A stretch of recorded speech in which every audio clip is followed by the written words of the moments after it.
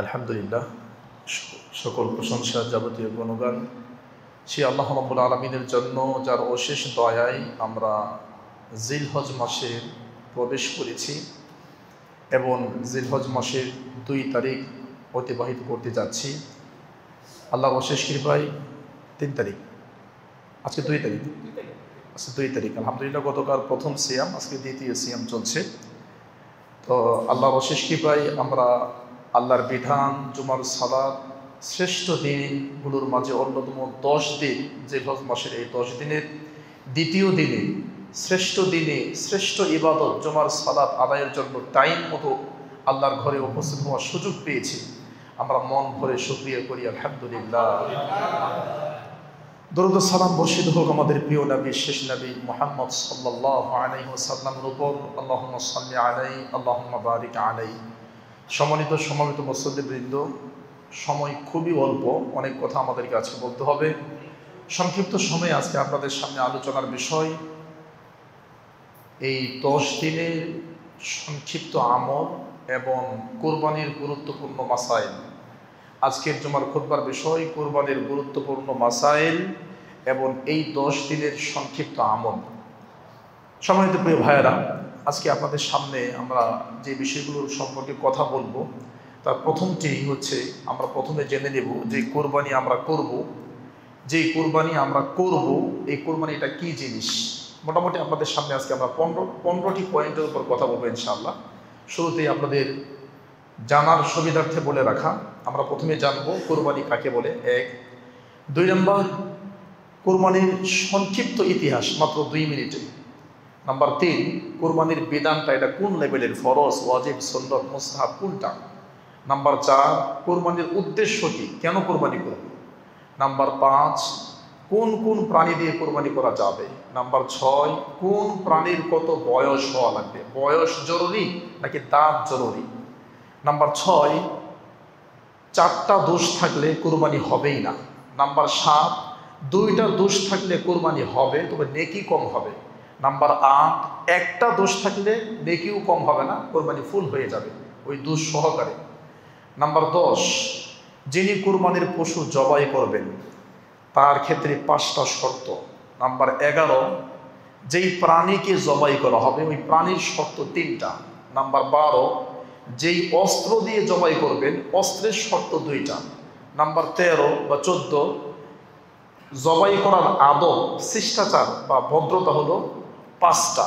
এবং নাম্বার 15, এই 10 দিনের সংক্ষিপ্ত আমল। এটা দিয়ে শুরু করতাম, যেহেতু মুসল্লি কম, শেষের দিকে মুসল্লি আসবে, এই জন্য আবার লাস্টে আলোচনা করব এই 10 দিনে কি কি আমল আমাদের আছে।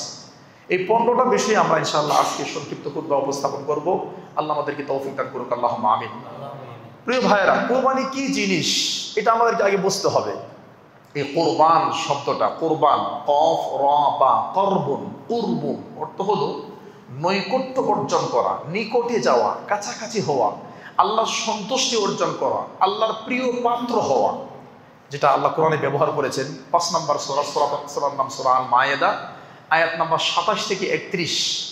5 নম্বর সূরা মায়েদার 27 থেকে 31 নম্বর আয়াতে আল্লাহ তাআলা কুরবান শব্দটি উল্লেখ করেছেন। যেমন আল্লাহ বলছেন, إذ قربا قربانا فتقبل من أحدهما ولم يتقبل من الآخر قال إنما يتقبل الله من المتقين।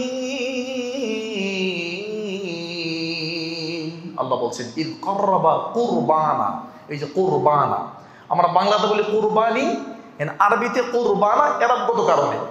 তা ঈদ করবা কুরবানা, তারা দুজনে যখন কুরবানি করলো, তার মানে আমরা যে শব্দটা ইউজ করি কুরবানি, ডাইরেক্ট এই শব্দে আল্লাহ কোরআনে ব্যবহার করেছেন। 5 নম্বর সূরা মায়েদা, আয়াত নাম্বার 27 থেকে 31। অর্থ কি? নৈকট্য অর্জন করা। আমার প্রিয় ভাইয়েরা, কোরবানির আরেকটি অর্থ, এটা আপনারা পেয়ে যাবেন কিতাবের নাম সহিহ ফিকহুস সুন্নাহ, খণ্ড নাম্বার 2, পৃষ্ঠা নাম্বার 321। সহিহ ফিকহুস সুন্নাহ 2 নম্বর খণ্ড, 321 নম্বর পৃষ্ঠা। লেখকের নাম আবু মালিক কামাল ইবনে সাইয়্যিদ সালেম। ওখানে উনি বলছেন কোরবানির আরেকটা শব্দ হচ্ছে উদহিয়া। এটাকে উদহিয়াও পড়া যায়, আলিফের নিচে জের দিয়ে ইদহিয়াও পড়া যায়, অথবা আলিফ বাদ দিয়ে দহিয়া এটাও পড়া যায়। অর্থ কি? আল্লাহর নৈকট্য অর্জন করা। তাহলে কুরবানি কাকে বলে? চারটা জিনিসের নাম কুরবানি, মনে রাখেন। এক, হিয়া মা ইউযাক্কা তাকাররুবান ইলাল্লাহি তাআলা ফি আইয়ামিন নাহার বিশারাইতিন মাখসুসা ফি আনআম মালুমা। নির্দিষ্ট দিনে, নির্দিষ্ট সময়ে, নির্দিষ্ট প্রাণী জবাই করে আল্লাহকে খুশি করা। চারটা জিনিসের নাম কুরবানি। এক, নির্দিষ্ট দিনে, মানে ঈদের দিন, এরপরে ঈদের পরবর্তী আরো 3 দিন, এর বাহিরে করলে হবে না, এর আগে পিছে করলে হবে না, নির্দিষ্ট দিনে। দুই, নির্দিষ্ট সময়ে, যদি কেউ ঈদের নামাজের আগে জবাই করে জিন্দেগিতে তার কোরবানি হবে না, এই যে নির্দিষ্ট দিন লাগবে, নির্দিষ্ট সময়ও লাগবে। আচ্ছা, নির্দিষ্ট প্রাণী জবাই করে, যে কোনো প্রাণী জবাই করলে হবে না। কেউ যদি বলে আমি মুরগি জবাই দিয়ে কোরবানি দেবো, কারণ রাসূল সাল্লাল্লাহু আলাইহি ওয়াসাল্লাম বলছে যারা জুমার দিন টাইম মতো মসজিদে আসে, প্রথমে যিনি আসে উটের নেকি পাবে, গরুর নেকি পাবে, বলতে বলতে বলছে মুরগির নেকি পাবে, বলতে বলতে বলছে যে ডিম কোরবানি করলে নেকি পাবে। এখন কেউ যদি বলে আমি ডিম দিয়ে কোরবানি করবো, হবে না। তার মানে নির্দিষ্ট দিনে, নির্দিষ্ট সময়ে, নির্দিষ্ট প্রাণী, যেই প্রাণী আল্লাহ এবং তার রাসূল জবাই করতে বলছে, এই 3টা শর্ত সাপেক্ষে আল্লাহকে সন্তুষ্ট করা, এর নাম কোরবানি। আমার প্রিয় ভাইয়েরা, আমরা কোরবানি কাকে বলে জেনে গেলাম, 4টা জিনিসের নাম কোরবানি। এবার চলেন কোরবানির সংক্ষিপ্ত ইতিহাস। বলবেন এটা না বললেও পারতেন, এই জন্য বলতে হচ্ছে। রিক্সা, ভ্যান, তারপরে দোকান পাট, হাট বাজারে, বিভিন্ন জায়গায় আইসক্রিমের দোকান, ভাঙ্গারির দোকানে কোরবানির ইতিহাস চলছে। আইসক্রিম ভাঙ্গারির দোকানে চুল বিক্রি করতেছে, ওই সব দোকানে কোরবানির ভুয়া ইতিহাস, ভিত্তিহীন ইতিহাস চলছে সরল কণ্ঠে। এই জন্য মাত্র 1.5 থেকে 2 মিনিটে আপনাদের সামনে কোরবানির সংক্ষিপ্ত ইতিহাস আমরা বলতে চাই। 3টা ইতিহাস বা 2টা।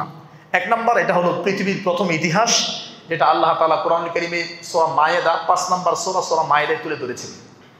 28, 29, 30, 31 অনেকগুলো আয়াত এখানে, এটা আপনারা জানেন। আয়াতগুলো আমি আর বলছি না, ডাইরেক্ট তাফসিরে যাচ্ছি। আয়াতগুলো তাফসির ইবনে কাসির, মূল ভলিউম আরবি 8 খণ্ডের সূরা মায়েদা 5 নম্বর সূরা 28 থেকে 31 নম্বর আয়াত খোলেন। এখানে বলা হচ্ছে যে পৃথিবীর প্রথম দিকে আদম এবং হাওয়ার গর্ভ থেকে 2 জন করে সন্তান, টুইন বেবি, যমজ সন্তান আল্লাহ দিতেন, ছেলে এবং মেয়ে। তো আল্লাহ সুবহানাহু ওয়া তাআলা হাবিল এবং কাবিলকে সৃষ্টি করলেন। কাবিল কৃষক, হাবিল রাখাল।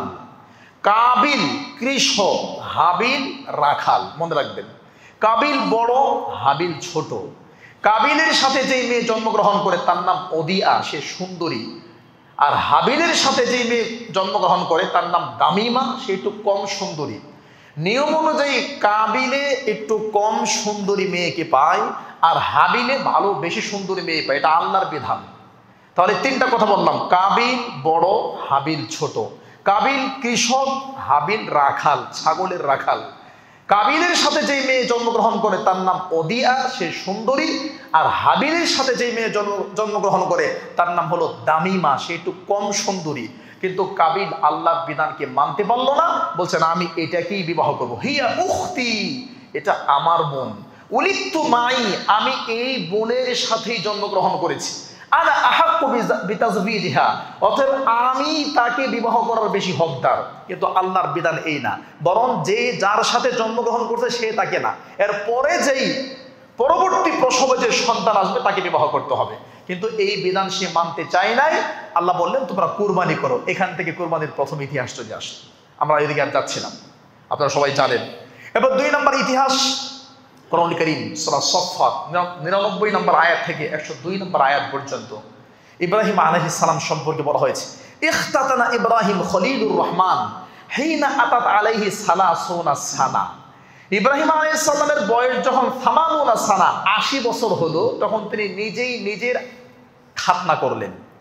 ইব্রাহিম আলাইহিস সালামের বয়স যখন 80 বছর, নিজের হাতে নিজে তিনি খাতনা করেছেন। অখতাতানা বিল কদুম, এবং কদুম নামক জায়গায় খাতনা মানে মুসলমানি করেছেন। ইব্রাহিম আলাইহিস সালাম আল্লাহর কাছে সন্তান চাইলেন, আপনারা জানেন। সূরা সফফাত 99 নম্বর আয়াত, রব্বি হাবলি মিনাস সালিহিন ফাবাশশারনাহু বিগুলামিন হালিম। আল্লাহ আপনি আমাকে আদর্শ সন্তান, সৎ সন্তান দান করেন। আল্লাহ বলেন ঠিক আছে তোমাকে দিলাম। কে? ইসমাইল। আপনারা জানেন, স্বপ্নে দেখলেন, কি হয়েছে সব জানেন। এখানে আমি টাচ করতে চাই, ইসমাইল আলাইহিস সালামকে শোয়ানো হলো, জবাই করা হবে। এই মুহূর্তে আল্লাহ সুবহানাহু ওয়া তাআলা জান্নাত থেকে দুম্বা এনে, প্রাণী এনে সেটা কোরবানি করে দিলেন। এবং আল্লাহ কি বললেন? ওয়াতারাকনা আলাইহি ফিল আখিরিন। আখির মানে শেষ, এবং আখিরি উম্মত, আখিরি মোনাজাত, আখির মানে শেষ। আল্লাহ বলছে ওয়াতারাকনা আলাইহি ফিল আখিরিন। ইব্রাহিম যে তার সন্তানকে জবাই করতে চেয়েছিল, কোরবানির এই সিস্টেম, ওয়াতারাকনা আলাইহি ফিল আখিরিন, এটা আখিরি উম্মত, কিয়ামত পর্যন্ত এই সিস্টেমটা চালু করে রাখলাম। সুবহানাল্লাহ। আমার প্রিয় ভাইরা, নবী সাল্লাল্লাহু আলাইহি সাল্লামকে জিজ্ঞেস করো, মা হাযিল আদাহি ইয়া রাসূলুল্লাহ, আল্লাহ নবী আমরা যে কুরবানি করি এটা কোত্থেকে আসছে? তিনি বলছেন সুন্নাতু আবিকুম ইব্রাহিম আলাইহিস সালাম, এটা তোমাদের বাবা ইব্রাহিম আলাইহিস সালামের সুন্নাহ। তাহলে আমার ভাই, কুরবানির ইতিহাসে আর যাচ্ছি না, যেহেতু 15টা পয়েন্ট, মাত্র 2টা বিষয় কথা হলো। 3 নম্বর পয়েন্ট, কুরবানি এটা কোন লেভেলের বিধান? এটা কি ফরজ? জি না। ওয়াজিব? ওয়াজিব নাকি সুন্নাত? এটা নিয়ে দ্বন্দ্ব আছে। ইমাম আবু হানিফা রাহিমাহুল্লাহ এবং ইমাম আবু হানিফা রাহিমাহুল্লাহর যে ছাত্র আছে, তার বক্তবৃন্দ, তাদের বক্তব্য হলো কুরবানি দেওয়া ওয়াজিব, দিতে হবে, না দিলে পাপ হবে। তাদের দলিল দিয়েছে। দলিলগুলো কি? সূরা কাউসারের একটা আয়াত, ফাসাল্লি লিরাব্বিকা ওয়ানহার, আপনি আপনার রবের জন্য নামাজ পড়েন এবং কোরবানি করেন। এই আয়াত দিয়ে বোঝাতে চাচ্ছে যে এটা ওয়াজিব, দিতেই হবে। এরপর আরেকটা দলিল দিয়েছেন, এটা আপনারা পেয়ে যাবেন সহিহ বুখারী 5560 নম্বর হাদিস। এখানে সাহাবী বলছে, আল্লাহ নবী যাবাহতু আন উসাল্লিয়া, আমি ঈদের নামাজের আগেই বলে জবাই করে ফেলেছি।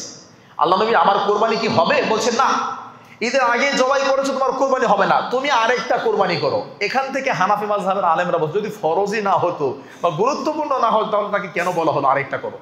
3 নম্বর দলিল, এটা সহিহ বুখারী 5562 নম্বর, আগে 60, এটা 62। সেখানে বলা হয়েছে আবু বুরদা একজন সাহাবী, তিনি বলছে আল্লাহ নবী আমার কাছে কোরবানির পশু জবাই করার মধ্যে কিছু নাই, তবে একটা ভেড়ার বাচ্চা আছে, এটার বয়স 6 মাস, তো আমি কি এটা জবাই করব? বলছে ঠিক আছে তুমি জবাই করো, ওয়ালান তুজিউ আনকা বা'দাক, কিন্তু তোমার পরবর্তীতে কিয়ামত পর্যন্ত এটা কারোর জন্য জায়েজ নাই, কারণ ভেড়ার বাচ্চার বয়সে 1 বছর হওয়া লাগবে, 6 মাসে হয় না। তো এখান থেকে বলতে চাচ্ছে যদি গুরুত্বপূর্ণ না হতো তাহলে কেন আল্লাহ নবী তাকে এটা বললেন? 3 নম্বর দলিল, এটা আবু দাউদের হাদিস 2802 নম্বর হাদিস। নবী সাল্লাল্লাহু আলাইহি সাল্লাম বলছে 4টা দোষ থাকলে কুরবানি হবে না। তো এখান থেকে বলতে চাচ্ছে কুরবানি হবে না মানে কি? খুব গুরুত্বপূর্ণ বিষয়। এখান থেকে তারা বলতে চাচ্ছে এটা ওয়াজিব। 5 নম্বর দলিল, এটা ইবনে মাজাহ 3123 নম্বর হাদিস। হাদিসটা দুর্বল। মান কানা লাহু সাআ, যার সামর্থ্য আছে, ওয়ালাম ইউদাহি, কিন্তু কুরবানি করলো না, ফালা ইয়াকরাবান্না মুসাল্লানা, তারা যাতে ঈদের নামাজ না পড়ে। ঈদের নামাজের সাথে কুরবানির কোনো মিল নাই। যেমন আমরা বলি তারাবি না পড়লে রোজাই হবে না, তারাবির সাথে রোজার কোনো সম্পর্ক নাই। তারাবি হলো নফল, সিয়াম হলো ফরজ। জিন্দেগিতে কেউ যদি তারাবি না পড়ে, ওটা বলছি না, নফল পড়লে কি হবে? আবু দাউদ এবং তিরমিজি 413 নম্বর হাদিস, আপনি যদি তারাবি পড়েন তাহলে আপনার বোনাস, অতিরিক্ত নেকি হবে, আপনার ফরজ ইবাদতে যে ঘাটতি হবে সেই ঘাটতি ফিল আপ করা হবে। এটা তিরমিজির 413 নম্বর হাদিস। সুতরাং এই 5টা হাদিস দিয়ে তারা বলতে চাচ্ছে যে কুরবানি করতেই হবে, না করলে পাপ হবে। এবং হানাফি মসজিদগুলোতে এখন প্রতিদিন বাদ মাগরিব ঘোষণা করা হয় যে কুরবানির নেশাব আছে, এই পরিমাণ সম্পদ থাকলে কুরবানি করতে হবে। আসলে কুরবানির নির্দিষ্ট কোনো নেশাব নেই এবং করতেই হবে এটা জরুরি নয়। কেন? এবার যারা বলছে জরুরি না, সুন্নত, করলে নেকি হবে, না করলে পাপ হবে না, তাদের দলিলগুলো কি কি? তাদের দলিল 4টা। দেখেন, প্রথম দলিল সহিহ মুসলিমের হাদিস 1978, মানে 1977 নম্বর হাদিস, 1977 নম্বর হাদিস সহিহ মুসলিম। রাসূলুল্লাহ সাল্লাল্লাহু আলাইহি ওয়াসাল্লাম বলছে, মান আরাদা আহাদুকুম আইয়ুদহা, তোমাদের যে কুরবানি করতে চায়, আইয়ুদহিয়া, ফালা ইয়ামাসসা মিন শাহরিহি ওয়া বাশারিহি শাইআ, সে নখ, চুল, দাড়ি এগুলো কিছুই কাটবে না। এক কথায় নখ বা চুল প্রয়োজনীয়, এগুলো কাটবে না জিলহজ মাসের প্রথম থেকে ঈদের দিন পর্যন্ত।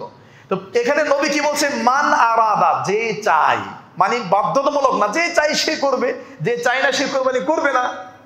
এটা অধিকাংশ স্কলারদের মতামত যে সুন্নতের দলিল এটা, ওয়াজিব না। 3 নম্বর দলিল, এটা আপনারা পেয়ে যাবেন মুসান্নাফ ইবনে আব্দুর রাজ্জাক, হাদিস নাম্বার 8139।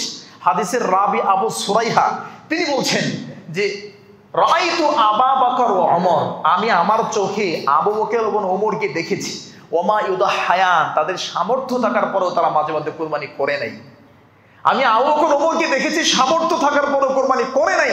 এটা আপনারা পেয়ে যাবেন মুসান্নাফ ইবনে আব্দুর রাজ্জাক 8139 নম্বর হাদিস। 3 নম্বর দলিল, এটা আপনারা পেয়ে যাবেন মুসান্নাফ ইবনে আব্দুর রাজ্জাক 8149, আগে এটা 39, এটা 49। হাদিসের রাবি আবু মাসউদ আল আনসারী তিনি বলছেন নিজের সম্পর্কে, ইন্নী লা আদআল আদহা, আমি মাঝে মধ্যে কখনো কখনো কোনো বছর কুরবানি করতাম না, ইচ্ছা করি। ওয়া ইন্নী লামুসার, অথচ আমার টাকা আছে, সামর্থ্য আছে, আমার টাকা আছে, সামর্থ্য আছে, এরপরেও কখনো কখনো আমি ইচ্ছা করি কুরবানি ছেড়ে দিতাম। কেন? মাখাফাতা, এই ভয়ে, আইয়ারা জিরানি, জিরান মানে প্রতিবেশী, যাতে করে আমার প্রতিবেশী এটা মনে না করে আন্নাহু হুতিমা আলাইয়া, কুরবানি মনে হয় ফরজ বা ওয়াজিব। এই জন্য সাহাবী প্রতি বছরই কুরবানি করে। মানুষ যাতে আমার সম্পর্কে ভুল বুঝতে না পারে, এই জন্য সামর্থ্য থাকার পরেও মাঝে মধ্যে আমি কুরবানি করতাম না। এটা সাহাবীর বক্তব্য। এখান থেকে মালিক, শাফি, আহমদ বিন হাম্বল এবং সালাফি সালিহিনদের অধিকাংশ বিদ্বানদের মতামত কুরবানি ওয়াজিব নয়, বরং কুরবানি সুন্নতে মুআক্কাদা। এই সুন্নত নিয়ে আমরা এতটাই ব্যস্ত হয়েছি, ফরজের কোনো খোঁজ খবর নেই। কিন্তু সুন্নত আমল করতে গিয়ে আমরা শিরক করে ফেলতেছি।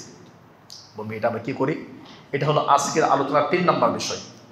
ইতিমধ্যে কি জানলাম কোরবানি কাকে বলে, কি জানলাম কোরবানির 2টা ইতিহাস, কি জানলাম কোরবানি ওয়াজিব নাকি সুন্নাত, জানলাম সুন্নতে মুআক্কাদা। 4 নম্বর, কোরবানির উদ্দেশ্য কি? দেখেন, একটা সুন্নত আমল করলে নেকি আছে, না করলে পাপ নাই। এই সুন্নত আমল করতে গিয়ে আপনি যাতে শিরিকের মতো জঘন্য পাপে জড়িয়ে না যান। এটা আবার কি করে? আমাদের কোরবানির উদ্দেশ্যটা কি জানেন আপনারা? সুবহানাল্লাহ, এখন যে কোরবানির কত উদ্দেশ্য বের হয়েছে। এখন ফার্মে যাবেন, ফার্মের মধ্যে ওজন করে কোরবানির পশু জবাই হচ্ছে। ওই যিনি কিনতে গেছে উনি মোবাইলের ক্যালকুলেটর কত কেজি হয়েছে, এত কেজি, 300 কেজি, 400 কেজি হয়েছে, তখন 400 রে 700 দিয়ে গুণ দেয়। 700 করে যদি কেজি হয় তো কত হয়? লাভ হচ্ছে না লস হচ্ছে?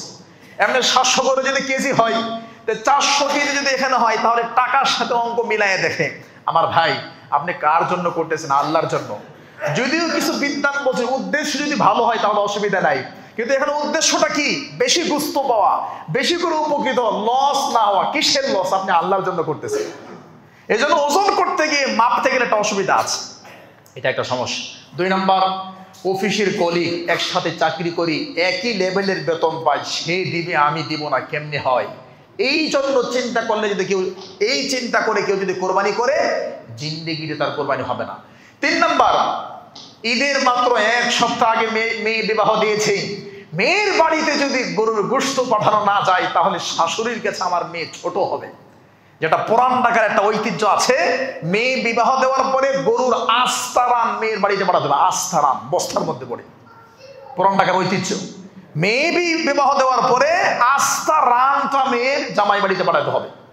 এবার চিন্তা করেন, যেই বাবার কাছে টাকাই নাই, ঋণ করে কর্য করে 1500-1600 মানুষের কমিউনিটি সেন্টারে খাবারের আয়োজন করেছে, ঋণ করে কর্য করে আয়োজন করে, এবার সামনে ঈদ, 1 সপ্তাহ পরে ঈদ, আবার ঋণ করে সে কুরবানি দিচ্ছে। কারণ কি?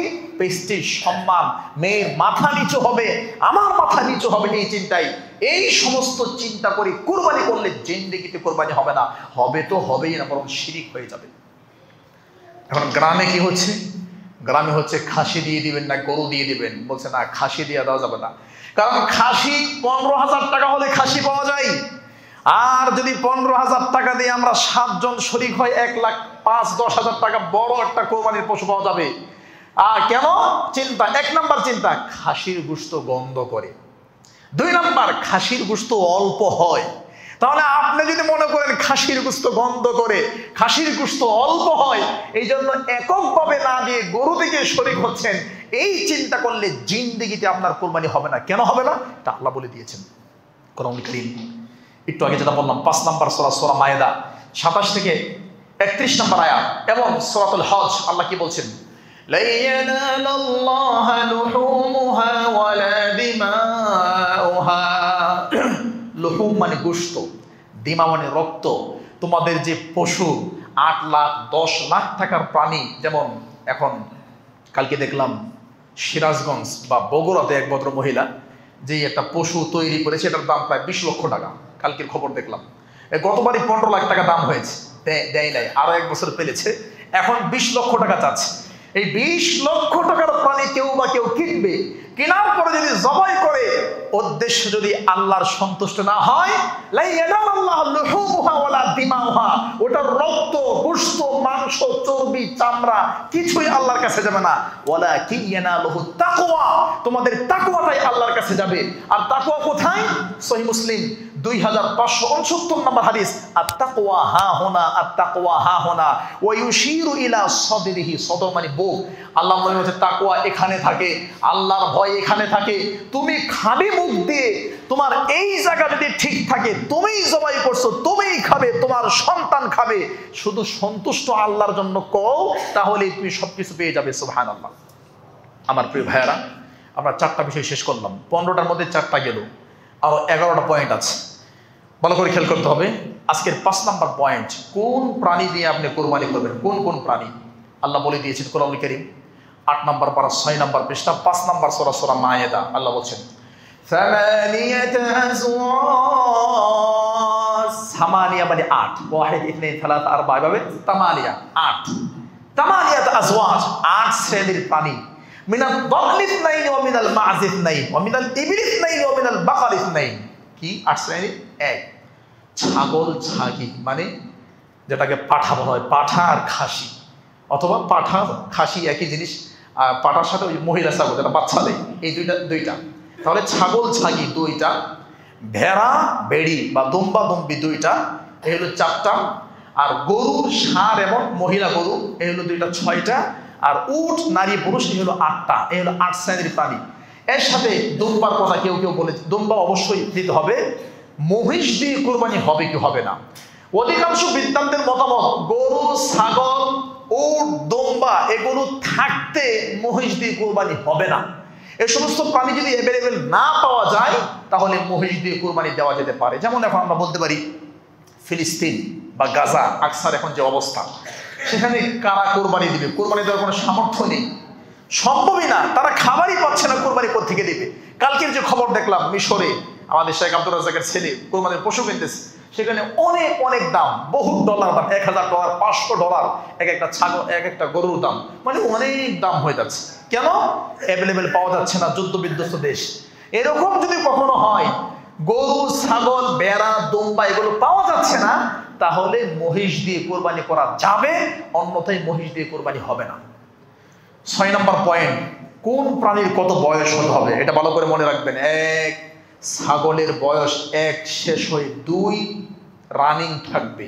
2 গরুর বয়স 2 শেষ হয়ে 3 রানিং হবে। 3 উটের বয়স 5 শেষ হয়ে 6 রানিং থাকবে। তাহলে ছাগলের পূর্ণ 1, গরুর পূর্ণ 2, আর উটের পূর্ণ 5। আর ভেড়া ভেড়ি যেগুলো আছে, এগুলোর ক্ষেত্রে কেউ বলছে 6 মাস হলেও চলবে। এই হলো 4টি বিষয়। তাহলে আমার প্রিয় ভাইয়ারা, এবার আসেন, বয়স দেখবো নাকি দাঁত দেখবো? সিন্নুন মানে বয়স, সিন্নুন মানে দাঁত, দুটাই হয়। তো এখন বিষয় হলো, যদি দাঁত দেখা সম্ভব হয়, যেমন 20 লাখ টাকার প্রাণী যেটা, যে যদি কেউ কিনতে চায়, ওর দাঁত দেখা কঠিন, দাঁত দেখতে গেলে মরে যেতে হবে, আহত হতে হবে, এরকম অনেক সময় দেখা যায়। আল্লাহ সহজ করেছেন, যদি দাঁত দেখা সম্ভব না হয়, তাহলে আপনি ওই প্রাণী বয়স কত, নির্ভরযোগ্য সত্যতার বয়স জেনে আপনি সেটা কিনে নিয়ে আসতে পারেন। কিন্তু যদি ক্রেতা আপনার সাথে ধোঁকাবাজি করে, প্রতারণা করে, আপনার সাথে বাটপারি করে, এমনি বলে যে বয়স হয়ে গেছে, মিথ্যা কথা বলে, এই ক্ষেত্রে ক্রেতার দায়ী, ক্রেতার অন্যায় হবে। যেমন গত সপ্তাহের 2 সপ্তাহ আগে এক আল্লাহর বান্দা বলতেছে যে আমি আমার বাচ্চার জন্য আকিকা করবো, 2টা ছাগল নিয়ে আসছি। ছাগল মানে মহিলা ছাগল। তো বলছে এটার পেটের ভিতরে বাচ্চা নাই। তো শায়েখ মানে জবাই করে আমাকে ফোন দিয়েছে, জবাই করে দেখি পেটের ভিতরে বাচ্চা। এখন কি করব? এখন বিক্রি করার সময় বলছে পেটের মধ্যে বাচ্চা নাই, কিন্তু জবাই করার পরে দেখে পেটে বাচ্চা আছে। সেম কুরবানির সময় যদি এমন ঘটনা ঘটে যায়, 2 লাখ টাকা দিয়ে আপনি অস্ট্রেলিয়ান গরু কিনেছেন, কিনে দেখেন বিশাল বড় একটা গরুর বাচ্চা পেটের ভিতরে আছে। এখন কি করবেন? এই ক্ষেত্রে দলিল হচ্ছে আবু দাউদের হাদিস 2827 নম্বর হাদিস, মানে 28-27 হাদিস নাম্বার, হাদিস সহিহ। সাহাবী বলছে, আল্লাহ নবী, নানহারুন নাকা ওয়া নাযবাহুল ইবিলা, আমরা গরু ছাগল জবাই করি, দুম্বাকে নহর করি, ফানাজিদু ফিহা আল জানিন, জবাই করার পরে পেটের মধ্যে মাঝে মাঝে আমরা বাচ্চা পাই। আর না কুলু আম নারমি, আমরা কি বাচ্চা খাবো, পেটের বাচ্চাটা ফেলাই দিব। আল্লাহ নবী বলেছে, কুলু ইন শিতুম, তোমাদের রুচি হলে তোমরা এটা খাও। ফা ইন্না যাকাতাহু যাকাতাল জানিন যাকাত উম্মিহি, কারণ তার মারে জবাই করা মানে তারই জবাই করা। তার মাকে জবাই করছো, তার মা মারা গেছে, এখন পেটে যে আছে একই। সুতরাং মন চাইলে খাও আর মন না চাইলে ফেলাই দেও। তো এখান থেকে এরকম যদি হয় যে গরু জবাই করার পরে পেটে বাচ্চা, মরা বাচ্চা পেয়েছেন, এই বাচ্চা খাওয়া জায়েজ। অথবা মরা না, গরু জবাই করার পর পেটের বাচ্চা এখন জীবিত আছে, এরকম যদি হয় তাহলে ওটাকে জবাই করে খাওয়া জায়েজ এবং ওটা আরো বেশি টেস্ট। সুবহানাল্লাহ। আমার প্রিয় ভাইরা, 8 নম্বর বিষয়, যিনি জবাই করবেন তার জন্য 5টা শর্ত। কারণ জবাই করার ক্ষেত্রে কিছু বিষয় খেয়াল করতে হবে। 8 লাখ 10 লাখ টাকার প্রাণী একটু ভুলের কারণে যাতে আপনার এটা নষ্ট না হয়ে যায়। 5টা শর্ত। 1, আইয়াকুনা আকিলা সাওয়াউন কানা রাজুলান আও ইমরাতান বালিগান আম গায়রু বালিগ। এই তথ্যগুলো কোথায় পাবেন? ইবনে আবিদিনের হাসিয়া বা ইবনে আবিদিন খণ্ড নম্বর 5 পৃষ্ঠা নম্বর 188, এবং এগুলো আপনারা পেয়ে যাবেন সুবুল সালাম বুলুগুল মারামের ব্যাখ্যা খণ্ড নম্বর 1 পৃষ্ঠা নম্বর 160, আল মাওসুআতুল ফিকহিয়া খণ্ড নম্বর 21 পৃষ্ঠা নম্বর 178। 3টা দলিল দিলাম, তাহলে একটা করে খেলে দেখেন। 1 নাম্বার, যিনি জবাই করবেন তার আকল থাকলেই হবে, জ্ঞান বুদ্ধি থাকলেই হবে। নারী পুরুষ যে কেউ জবাই করতে পারবে। আমরা আমাদের দেশে এখনো কুসংস্কার আছে যে বাপ বেটি জবাই করা যাবে না, বউ জবাই করা যাবে না, কোরবানি না এমনি একটা মুরগি হাঁস জবাই করবে, না না, মহিলা জবাই করতে হবে, পুরুষ মহিলা জবাই করা যাবে না, ভুল। বরং কুরবানির পশু যে কেউ জবাই করতে পারে, শুধু আকল থাকলেই হবে, বুদ্ধি থাকলেই হবে। এই ক্ষেত্রে বড় আলেম, বিদ্বান, মুফতি এগুলো কিচ্ছু দরকার নাই, বরং নিজের প্রাণী নিজে জবাই করবেন, এটা আর সবচাইতে উত্তম। সহিহ বুখারী 5543, 5560, 5562 এবং 5558 এই হাদিসগুলো দেখেন নবী সাল্লাল্লাহু আলাইহি ওয়াসাল্লাম নিজের প্রাণী নিজেই জবাই করেছেন। এতে আরো বেশি তৃপ্তি আসবে। আমি কষ্ট করেছি, আমি উপার্জন করেছি, আমি কিনে নিয়ে আসছি, আমার কষ্টের প্রাণী আমি জবাই করতেছি আল্লাহর জন্য, এতে তৃপ্তি আরো বেশি আসবে। সুবহানাল্লাহ। তাহলে 1 নাম্বার, আকল থাকলেই হবে। উল্লেখ্য যে পাগল ব্যক্তির কোরবানি জায়েজ নাই। নাবালেগ না, যেই বাচ্চা কিছুই বুঝে না, ছোট বাচ্চা, এর কোরবানি জায়েজ নাই। 3 নাম্বার, মদখুর, যার নেশা করে মাথা ঠিক নাই, এরকম ব্যক্তির কোরবানি জায়েজ নাই, কোরবানি করতে পারবে না, জবাই করতে পারবে না। নাম্বার 2, যিনি জবাই করবেন তাকে অবশ্যই মুসলমান হতে হবে, হয় মুসলমান আর কিতাবি মানে ইহুদি খ্রিস্টান যদি জবাই করে তাহলে খাওয়া যাবে। এটা কেমন কথা?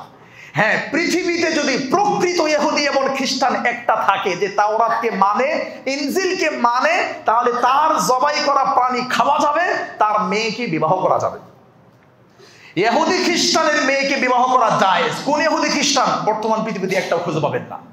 যদি থাকে প্রকৃত ইহুদি এবং খ্রিস্টান, দলিল সূরা মায়েদা 5 নম্বর সূরা 6 নম্বর পারা 6 নম্বর পৃষ্ঠা 5 নম্বর সূরা মায়েদা আয়াত নম্বর 5, এবং সহিহুল বুখারী তালিক সূত্রে আসছে 9 নম্বর খণ্ড 636 নম্বর পৃষ্ঠার হাদিস। আল্লাহ তাআলা বলছেন, ওয়াতাআমুকুম হিল্লুল লাহুম, তোমাদের জবাই করা প্রাণী তারা ইহুদি খ্রিস্টানরা খেতে পারবে, ইহুদি খ্রিস্টানদের জবাই করা প্রাণী তোমরাও খেতে পারবে। এটা কোন ইহুদি খ্রিস্টান? আবারও বলছি, প্রকৃত, ভেজাল না। আমার প্রিয় ভাইরা, 3 নাম্বার, যিনি জবাই করবেন তিনি হাজী সাহেব, মানে ইহরাম পড়ে আছে, মুহরিম ব্যক্তি জবাই করতে পারবে না। দলিল সূরা মায়েদা 5 নম্বর সূরা মায়েদা 95 নম্বর আয়াত। 4 নম্বর, আল্লাহর নামে জবাই করতে হবে, গায়রুল্লাহর নামে জবাই করলে হবে না। দলিল সূরাতুল আনআম 7 নম্বর সূরাতুল আনআম 143 নম্বর আয়াত। 5 নম্বর শর্ত, অবশ্যই জবাই করার ক্ষেত্রে প্রথম বিসমিল্লাহ বলতে হবে, এরপর আল্লাহ ইয়াহিল্লা বিযাবহি লিগাইরিল্লাহ, আল্লাহর নামে এবং গায়রুল্লাহর নামে। আল্লাহর নামেই করছে কিন্তু এখানে বাবাও আছে, আল্লাহর নামে বিসমিল্লাহ বলছে কিন্তু অন্তরে বাবা, এটা করলে জিন্দেগিতে কুরবানি হবে না। দলিল সহিহ মুসলিম 1955 নম্বর হাদিস, রাসূলুল্লাহ সাল্লাল্লাহু আলাইহি ওয়াসাল্লাম বলেছেন, লা'নাল্লাহু মান যাবাহা লিগাইরিল্লাহ, আল্লাহ ছাড়া অন্য যার নামে কুরবানি করা হয় তার কুরবানি হবে না। আমার প্রিয় ভাইরা, অনেকগুলো পয়েন্ট দ্রুত বলতেছি, আপনারা ধরে রাখার চেষ্টা করবেন, আর না হয় আলহামদুলিল্লাহ এখান থেকে আপনার বক্তব্যগুলো শুনে নেবেন। 9 নম্বর পয়েন্ট, এবার যেই প্রাণী জবাই করবেন সেই প্রাণীর ক্ষেত্রে শর্ত 3টা, যিনি জবাই করবেন তার ক্ষেত্রে 5টা, যেই প্রাণী জবাই করবে ওই প্রাণীর শর্ত 3টা। আল মাওসুআতুল ফিকহিয়া খণ্ড নম্বর 21 পৃষ্ঠা নম্বর 178, সেখানে বলা হয়েছে যে আইয়াকুনা হাইয়ান ওয়াক্তাজ যাবহি, জবাই করার সময় প্রাণী জীবিত থাকতে হবে, মরা প্রাণী জবাই করলে হবে না। 2 নম্বর, আইয়াকুনা যাহুকু রূহিহি বিমাহাদিন যাবহি, একমাত্র জবাইয়ের মাধ্যমে তার প্রাণ আত্মা বের করতে হবে। যদি কেউ বলে ভাই জবাই মানে কি তার আত্মা বের করা, চলেন আমাদের ত্রিমোহনী পশ্চিমপাড়া মসজিদের ছাদ থেকে ধাক্কা দিয়ে ফেলাই দিই, পরে কি আত্মা বের হয়ে যাবে, আমরা খেয়ে নেব? যে না, উপর থেকে ধাক্কা দিয়ে ফেলাই দেওয়া, লাঠি দিয়ে পিটায় মারা, অন্য কোনো পদ্ধতিতে প্রাণ বের করলে হবে না, বরং জবাই করেই তার প্রাণ বের করতে হবে। সুবহানাল্লাহ। কেন? এটা একটু পরে বলতেছে। 3 নম্বর, হারামের সীমায় কোনো মুহরিম জবাই করতে পারবে না। সহিহ বুখারী 1349 এবং সহিহ মুসলিম 1355 নম্বর হাদিস। আমার ভাই, কেন আল্লাহ জবাইয়ের কথা বলছে? এটা এখন পাশের দেশের হিন্দুত্ববাদীরা অমানবিক কাজ বলছে, এরা মুসলমানদেরকে জবাই করছে, মুসলমানদের রক্ত নিয়ে খেলছে, এটা অমানবিক না, আল্লাহ প্রাণী জবাই করে খেতে বলছে, এটা তাদের কাছে অমানবিক মনে হয়। নাউযুবিল্লাহি মিন যালিক। অথচ আপনারা আশ্চর্য হবেন, মেডিকেল সায়েন্সও বলছে যে আল্লাহ তাআলা কোরআনের 3 থেকে 4 জায়গায় প্রবাহিত রক্তকে হারাম করেছে। প্রবাহিত রক্ত মানে যখন চাকু চালানোর সময় যে রক্তটা স্প্রিটে বের হয়, এটা রক্ত না, এটা বিষ।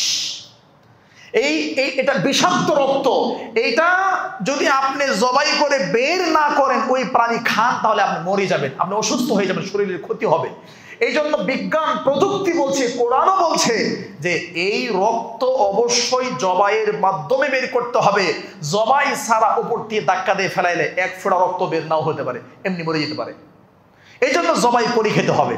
আমার প্রিয় ভাইয়েরা, আজকের আলোচনার 10 নম্বর পয়েন্ট, আমরা পরে ফিনিশিং টানবো। 10 নম্বর পয়েন্ট হলো 4টা দোষ থাকলে কোরবানি হবে না। এখন আপনারা কিনেন নাই, ঢাকা শহরের মানুষ, আরো পরে কিনবেন, মনে রাখেন 4টা দোষে কোরবানি হবে না, মনে রাখবেন।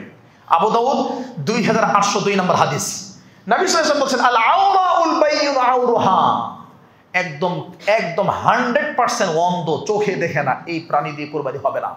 2, ওয়াল মারিদাতুল বাইয়িনু মারদুহা, খুব বেশি অসুস্থ, বাজারের মধ্যে টয়লেট করে ভাসায় ফেলাইছে, উঠতেই পারে না, ধাক্কায় তুলতে হয়, এই সস্তায় এইটা আপনারা নিয়ে আইসেন না, এটা দিয়ে হবে না কোরবানি। 3 নম্বর, ওয়াল আরজাউল বাইয়িনু আরজুহা, ল্যাংরা, দাঁড়াইতে পারে না, পা ফেটে গেছে, ভেঙে গেছে, দাঁড়াইতে পারে না, এই প্রাণী দিয়ে কোরবানি হবে না।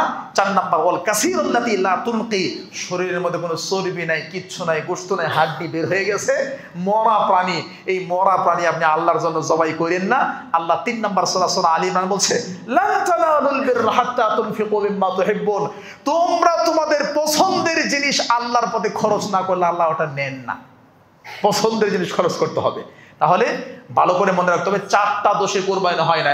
1, চোখে দেখে না। 2, ল্যাংরা, দাঁড়াতে পারে না। 3, শরীরে কোনো চর্বি টর্বি তেমন কিছু নাই। এবং 4 নম্বর, খুব বেশি অসুস্থ। 2, এমন 11 নম্বর পয়েন্ট, 2টা দোষ থাকলে কোরবানি হয়ে যাবে, তবে মাকরুহ, নেকি কম হবে। কি 2টা দোষ? 1 নম্বর, যদি শিং ভাঙ্গা থাকে, শিং ভাঙ্গা থাকলে কোরবানি হবে, তবে নেকি কম হবে। ফুল কমপ্লিট একদম সুন্দর শিংওয়ালা কিনতে হবে। 2 নম্বর হচ্ছে, যদি তার চোখের মধ্যে কোনো সমস্যা থাকে, চোখের মধ্যে ছোট করে কোনো ফোঁটা বড় হয়ে আছে, চোখে দেখে না, এরকম না, এরকম যদি হয়, অথবা কানের মধ্যে ছোট্ট করে কোনো সমস্যা, এতে কোরবানি হবে, তবে নেকি কম হবে।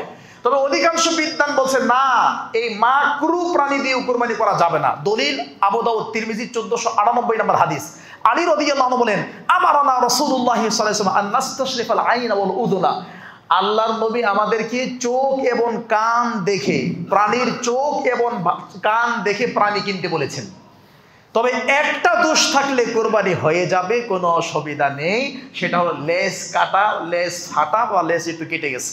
তাহলে 4 দোষে কোরবানি নাই, 2 দেশে আছে, 2 দোষ থাকলে হবে, নেকি কম হবে, আর 1 দোষ থাকলে সমস্যা নেই, সেটা লেজে সমস্যা। আশা করি আপনারা বুঝতে পেরেছেন। আমার প্রিয় ভাইয়েরা, আজকের আলোচনার গুরুত্বপূর্ণ 12 নম্বর পয়েন্ট, সেটা হচ্ছে যেই প্রাণীকে যেই যন্ত্র দিয়ে জবাই করবেন, যন্ত্রের শর্ত হলো 2টা। এক, আইয়াকুনা কাতিআতান, যন্ত্রটা অবশ্যই কাটতে পারে, সময় শেষে দিয়ে কাটতে পারে এরকম যন্ত্র হতে হবে। 2 নম্বর হচ্ছে এটা নখ এবং হাড্ডি, দাঁত দিয়ে কামড়ালে হবে না। যেমন আফ্রিকার জঙ্গলে এখনো পর্যন্ত আফ্রিকানদের কাছে সংস্কৃতি সভ্যতা পৌঁছায় নাই। আপনারা ডিসকভারি চ্যানেল খুলে দেখবেন, এখন ওরা বান্দর ধরে, কুকুর ধরে, ওইগুলো কাইটটা আগুনে পোড়ায় খাইতেছে।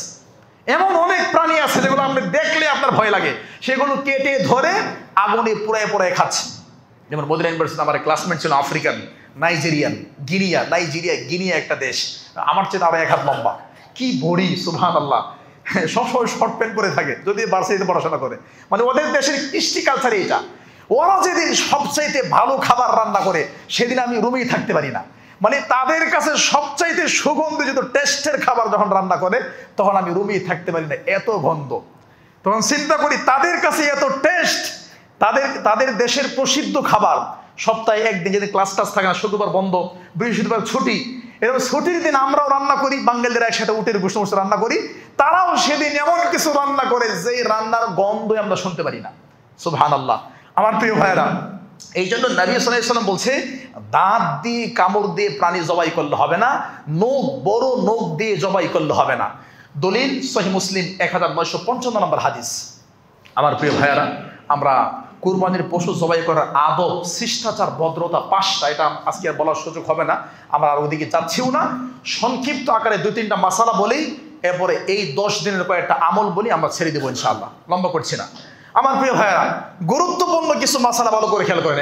1, শরীকানায় কুরবানি দেওয়া যাবে কিনা? উত্তর জি, যাবে। দলিল আবু দাউদ তিরমিজির হাদিস 1503 নম্বর হাদিস। শরীকানায় কুরবানি দেওয়া যাবে, এতে কোনো অসুবিধা নেই।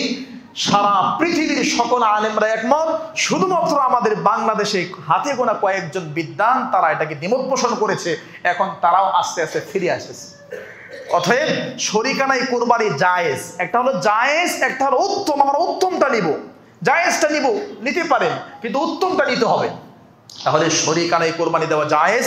সৌদি আরবের ইন্টারন্যাশনাল ফতুয়া বোর্ড আল্লাজনা আদ-দাইমা খণ্ড নম্বর 11 পৃষ্ঠা নম্বর 405, আল্লাজনা আদ-দাইমা ফতুয়া খণ্ড 11 পৃষ্ঠা নম্বর 405, সেখানে বলা হয়েছে শরীকানা কুরবানি জায়েজ, এতে কোনো অসুবিধা নেই। 7 জন একটা গরুতে শরীক হতে পারবে, 10 জন একটা উটের মধ্যে শরীক হতে পারবে, এবং ওই 7 জন বা 7 জনের পরিবারের পক্ষ থেকে একটা ভাগ যথেষ্ট হবে। এরপর আমার প্রিয় ভাইয়েরা, আমরা কোরবানি সংক্রান্ত যে বিষয়গুলো বললাম, আল্লাহ সুবহানাহু ওয়া তাআলা এই বিষয়গুলোর উপর আমল করার তৌফিক দান করুন, আল্লাহুম্মা আমিন। সংক্ষিপ্ত আকারে এই 10 দিনের কিছু আমল। আমার প্রিয় ভাইয়েরা, শ্রেষ্ঠ দিন আমরা জানি আল্লাহ রাব্বুল আলামিনের কাছে শ্রেষ্ঠ রাত হলো 10টা। রমজানের শেষ দশক আল্লাহর কাছে শ্রেষ্ঠ রাত, আর আল্লাহ সুবহানাহু ওয়া তাআলার কাছে শ্রেষ্ঠ দিন হলো এই জিলহজ মাসের প্রথম 1 থেকে 10 তারিখ পর্যন্ত। তার মানে এই কয়দিনে, এই 10 দিন আল্লাহর কাছে সবচাইতে বেশি প্রিয়। আবার কেউ কেউ বলছে রাত এবং দিন যাই হোক না কেন, সারা পৃথিবীতে রাত এবং দিনের বিবেচনায় এই 10 দিনই আল্লাহর কাছে সবচাইতে প্রিয়। সুবহানাল্লাহ। সহিহ মুসলিম 1162 নম্বর হাদিস, সহিহ মুসলিম 1163 নম্বর হাদিস, এবং সহিহ বুখারীর 969 নম্বর হাদিস, আবু দাউদের 1438 নম্বর হাদিস, ইবনে মাজার হাদিস। ভালো করে খেয়াল করেন, আমি কয়েকটা হাদিস বলছি। 1 নম্বর আমল শুরু হয়ে গেছে একদম 1 তারিখ থেকে, মানে মনে হয় বুধবার থেকে শুরু হয়েছে, 1 তারিখ বা বৃহস্পতিবার থেকে। 1 তারিখ থেকে শুরু করে একদম কুরবানি, একদম আরাফার সিয়াম 9 তারিখ পর্যন্ত 24 ঘন্টায় আপনাকে তাকবীর পড়তে হবে। আল্লাহু আকবার, আল্লাহু আকবার, লা ইলাহা ইল্লাল্লাহ, আল্লাহু আকবার, আল্লাহু আকবার, ওয়ালিল্লাহিল হামদ। এই তাকবীর শুরু হয়ে গেছে। এটা হলো তাকবীর মুতলাক, মানে যেই কোনো সময়, যেই কোনো জায়গায়, বাজারে, হাট বাজারে, রাস্তাঘাটে পুরুষরা উচ্চ স্বরে তাকবীর পড়তে পারবে, আর মহিলারা আস্তে আস্তে। তবে 9 তারিখ আরাফা, আরাফার দিন ফজরের নামাজের পর থেকে শুরু করে একদম 13 তারিখ আসর পর্যন্ত এই টানা 5 দিন প্রত্যেক 5 ওয়াক্ত সালাতের পরে আল্লাহু আকবার, আল্লাহুম্মা আনতাস সালাম ওয়া মিনকাস সালাম, এটুকু পড়েই তাকবীর পড়তে হবে। আল্লাহু আকবার, আল্লাহু আকবার, লা ইলাহা ইল্লাল্লাহ, আল্লাহু আকবার, আল্লাহু আকবার, ওয়ালিল্লাহিল হামদ, এই তাকবীরগুলো পড়তে হবে। 1 নম্বর আমল। 2 নম্বর, বেশি বেশি সিয়াম রাখতে হবে। সম্ভব হলে এই 9 দিনই, 1 তারিখ থেকে 9 তারিখ পর্যন্ত টানা 9 দিন সিয়াম রাখবেন। যদি সম্ভব না হয় অন্তত পক্ষে আরাফার সিয়ামটা মিস করবেন না। আরাফার সিয়াম 9 তারিখ সিয়াম রাখতে হয়। 9 তারিখ যেদিন হাজিরা আরাফার মাঠে থাকে ওই দিন সিয়াম রাখবেন, এটাই। তবে 8 তারিখও রাখতে পারেন নফল হিসাবে। কি হবে? সুবহানাল্লাহ, একটা সিয়াম আপনার 2 বছরের পাপ ক্ষমা হয়ে যায়। অতীতের 1 বছর, ভবিষ্যৎ ফিউচারের 1 বছর, 2 বছরের পাপ হয় একটা সিয়ামের কারণে। সুবহানাল্লাহ।